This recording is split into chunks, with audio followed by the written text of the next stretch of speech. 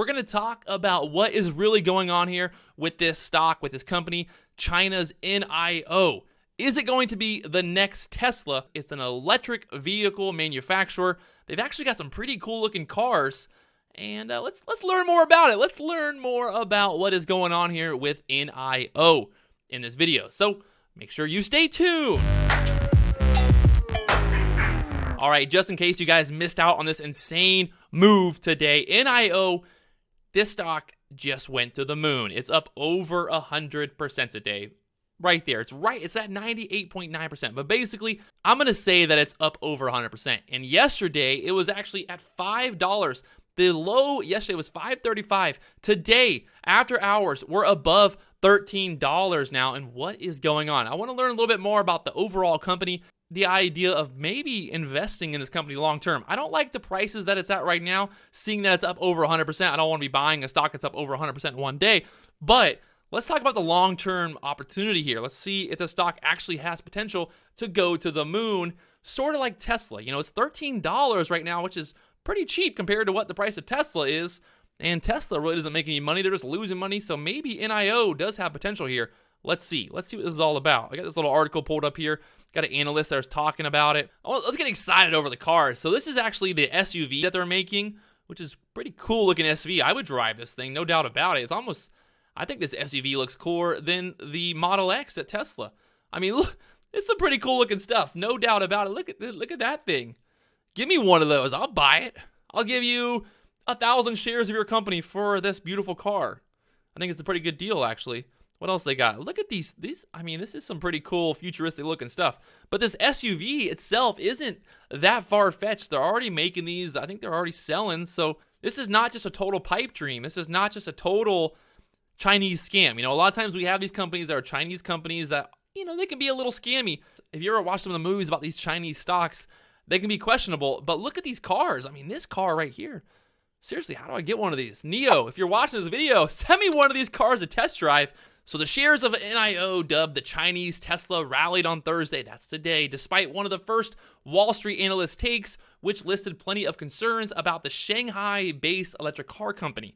The best way to put it, the analysts a lot of times can be wrong. I remember when the analyst came out and said that NVIDIA was going down, it was going to crash, it was worthless, and now it's over $200. So a lot of times the analysts can be wrong, which, you know, when it comes down to it, the market is going to price the stock at what they want to price it at. A lot of times it's a lot more than just the overall move itself. You get a lot of the FOMO, you get shorts getting squeezed, you just get crazy action, exactly how NIO is trading today. So some of the arguments are going to be very similar to Tesla, which NIO is a potential rival in China. NIO's cash burn, potential inability to reach ambitious volume targets are going to be some of the issues. Obviously very similar to what's going on with Tesla, but Tesla has made people a lot of money over the years, so I'm not scared of the idea that the stock is very underpriced right now, because there's a possibility that you could still be getting a really good buy at these levels. Now, if the stock goes to $300, I might be worried. So longer term, they're questioning whether the premium electronic vehicle segment will be enough to support NIO's volume ambitions. They projected the company to sell 50,000 vehicles by 2020 and 160,000 vehicles by 2025. NIO will eventually get over its manufacturing challenges, only to face a distribution challenge. It's one thing to make the car, but the other problem is actually getting them out there into the world and selling them. NIO will only be selling to a small part of the Chinese market due to the concentration of electronic vehicle demands in top cities with license plate restriction. So one of the big issues that the analyst is talking about here is that the price of the cost is too high and its price points are too low. NIO's expenses are rising rapidly and the company will likely remain a loss-making one through 2025, they said. So here's 5 things that you should know about NIO. Its name means blue sky coming. Okay, I like it. It's almost inspirational. NIO's Chinese name, Wai Lai, translates as blue sky coming. Li founded the company in 2014, then named Next Car Inc. It changed its name to NIO 3 years later. NIO first introduced a supercar, the EP9, in 2016. It launched its first volume-produced car, the ES8, in 2017, with deliveries starting in June of this year. The ES8 is a 7-seater, all-aluminum body electric SUV that the company boasts is cheaper in China than Tesla's Model X. NIO has more in common with Tesla than ambition. It also has lost massive amounts of money and burned through piles of cash, part of the reason it plans to go public. We have negative cash flows from operation, have only recently started to generate revenues, and have not been profitable, all of which may continue into the future, it warned. NIO began showing revenue this year, reporting $6.7 million in vehicle sales and $7 million in total revenue for the first 6 months of 2018, when net losses topped $502 million. So they lost $758 million for all of 2017. Whew, that's some serious cash burn. The company is estimating that its capital expenditures for the next 3 years will reach about $1.8 billion. That includes money for improvements and installation of equipment at a plant in Shanghai, as well as research and development and the expansion of its sales and service network. It expects to incur about $600 million of that in the 12 months starting in July 2018. There are no dearth of risk listed in NIO's prospectus, and such risks are familiar to anyone who has spent any time reading out about Tesla.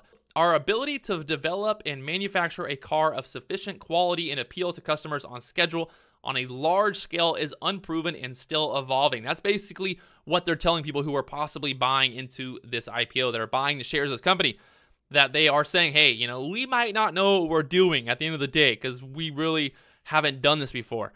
So they cannot assure you that they will be able to develop efficient, automated, cost-efficient manufacturing capability and processes and reliable sources of component supply that will enable us to meet the quality, price, engineering, design, and production standards, as well as the production volumes required to successfully mass market the ES8 in future vehicles. So that's a little scary. Long term, it's a little scary, but I think they also just have to say that. Just have to say that, hey, we might not know what we're doing, because, you know, they really just don't know what they're doing at the end of the day, because they're a new car company. I mean, who knows how to build cars? I don't. Do you know how to build cars? Also, there's the looming issues of trade wars. NIO said its business could be adversely affected by trade tariffs or other trade barriers, including U.S. tariffs imposed in March on steel and aluminum, and additional tariffs targeting Chinese goods. So here's another concern. Like many Chinese companies with listings outside of China, NIO is a variable interest entity, or a VIE, a structure created in the 1990s as a workaround for Chinese companies that are not allowed to have direct foreign ownership. Under the VIE structure, the Chinese company creates two entities, one in China that holds the permits and licenses needed to do business there, and the other an offshore entity, in this case in the Cayman Islands, in which foreign investors can buy shares. The Chinese entity, which is usually owned by top executives, pays fees, royalties to the offshore company in a contractual agreements. The biggest example of a VIE is Alibaba, in which the Chinese entity is wholly owned by its founder and chairman, Jack Ma. The risk with this setup is that foreign investors don't actually own stock in the company, and local management or even the Chinese government could decide or force a split with the listed company, leaving U.S. investors high and dry. It is uncertain whether any new PRC laws or regulations related to variable interest entities structures will be adopted, or if adopted, what they will provide, the company warns. As an emerging growth company, NIO has to follow fewer reporting and other requirements. So is this enough to stop me from wanting one of these cars?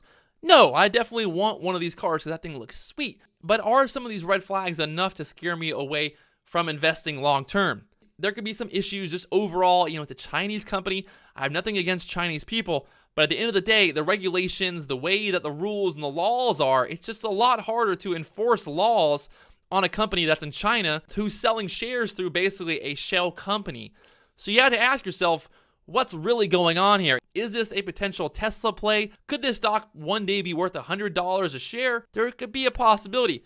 Are there risk involved? Obviously, there's going to be risk involved because of the Chinese company, and there's just always going to be risk involved when it comes to investing in these Chinese companies. Like I said, they just don't have the same laws or the rules that apply for real U.S. corporations and stuff like that. Long-term investing in this company could be a solid play, but right now the big issue is the stock is up over 100%.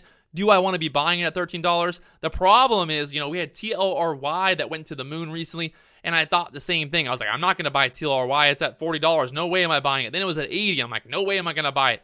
So the question is, what's your risk tolerance? Do you have risk tolerance to the point that you're like, I can risk a little bit buying at these levels. And do you want to buy lower? Can you average down? What's your overall investing plan? Really, for me, as a long-term investment, I probably just wouldn't invest until we get some really solid kind of pullbacks and get some opportunities and just kind of see what the overall trend is going to be with this stock. Who knows? Who knows? Tomorrow morning, this stock could be at $20, $30. So I could be totally wrong when it comes down to it. Right now it's at $13, and this could be the dip buy of the century. I could be missing out on the dip buy right now, not buying here at 13. That's a question. That's a risk I'm going to have to take. We've seen a lot of problems with Tesla not actually being able to make money, and then the idea of Tesla going bankrupt. So now we have a Chinese company that's trying to also do something very similar to Tesla, and they're kind of behind, I think, in the overall picture. They don't have the technology. Elon is definitely a rainmaker at Tesla. They got a lot of stuff going on with the solar power and just overall battery technology, where NIO seems like they're really just only going to be selling, kind of these cool cars. And it's hard to really value this company right now. Obviously, they're not making money, so you got to look at it like, is it a solid investment? Is it not a solid investment? Overall, we're going to see what happens. Personally, I would have loved to have bought a bunch at $5 for a long-term hold, but obviously that's already passed. There's no chance of me going back and buying this at $5, or maybe there is in the future if this thing does crash at $5. I'm going to be keeping an eye here on NIO. You never know. You never know what's going to happen, and we'll see. We'll see what happens. I thought the same thing when it came to Amazon, when it came to Nvidia, Facebook, all these stocks that went to the moon recently. I was skeptical at the prices that they were back in 2016. I was like, oh, they're overpriced. It's too expensive. And then look at them now. They're all shooting up to the moon. Is this one of those moments again? Is this going to be one of those moments I look back on and I'm like, why? Why didn't I just buy as many shares of NIO as I could long term? But long term, I'll look for an opportunity. If this thing really does give me a nice solid pullback, I'll look for an opportunity there. But right now, I'm just not sure I want to be buying at $13. But I could be totally wrong, because tomorrow, like I said, this thing could be $30. The pressure is on. The pressure is on, no doubt about it. Is NIO the next Tesla? Is it going to the moon, or is it doomed to crash? We'll see what happens. We'll see what happens here.